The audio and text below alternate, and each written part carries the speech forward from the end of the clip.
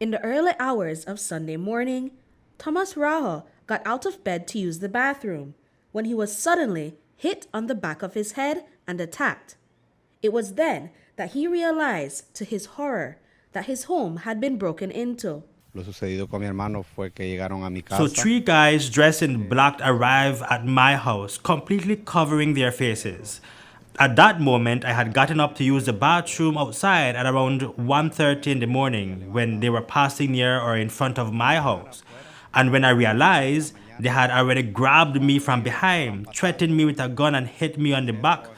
Then my wife came out and one of them grabbed her, took her into the dark, manhandled her, and threw her to the ground. They kicked her.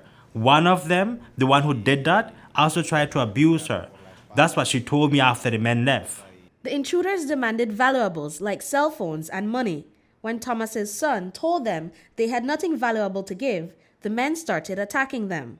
The situation escalated dramatically when one of the intruders pointed a loaded gun at Thomas's head. So they kicked me, threw me to the ground and kicked me. And my son, crying, begging, told them not to kill me, not to continue hitting me because I wasn't doing anything to them. We didn't owe them anything. And one of them, well, I think he took pity, I don't know, told the one who was hitting me and who threatened me and hit me with a gun, I think it was a 9mm, and then he checked it and put it in my head and he was going to shoot me. And one of them told him to calm down, relax, relax, were the others' words. And he told them to leave. The guy who had me against the ground, well, he kind of reacted at that moment and stopped hitting me. And then they went outside and took the motorcycle that I had stored in a ranch.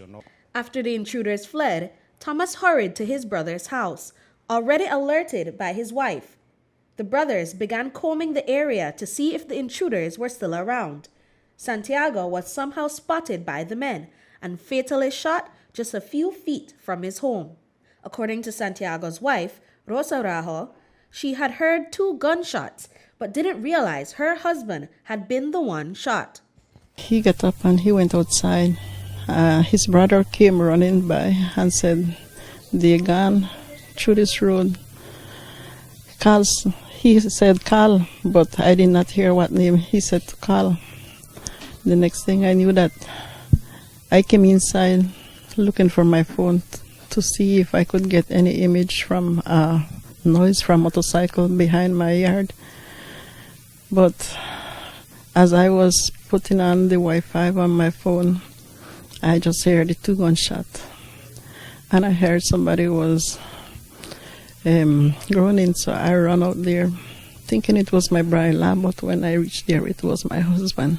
Several family members and village residents say crime has been increasing lately, but they claim the police have done little to stop it.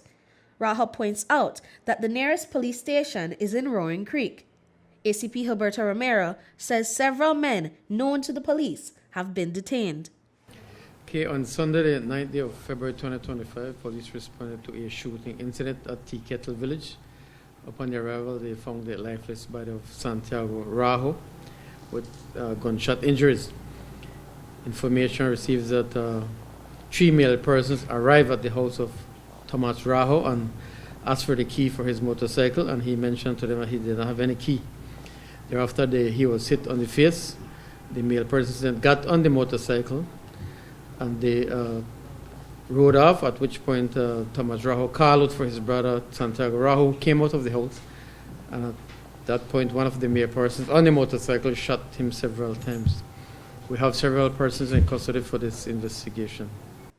The tragic event has touched more than just Santiago's immediate family. Rosa shares that Santiago was a devout man who dedicated his life to the church and the community.